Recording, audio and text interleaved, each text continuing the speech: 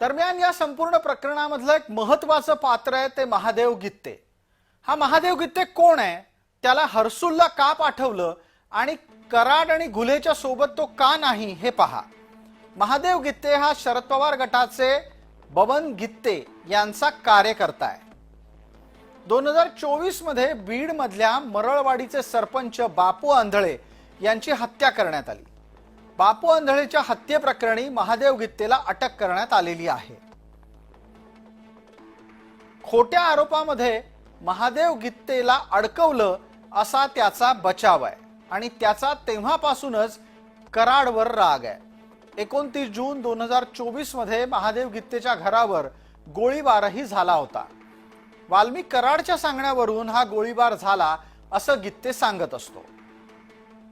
आर्थिक देवाणघेवाणीच्या प्रकरणात बापू आंधळेची हत्या झाल्याचा संशय तपास यंत्रणांना आहे।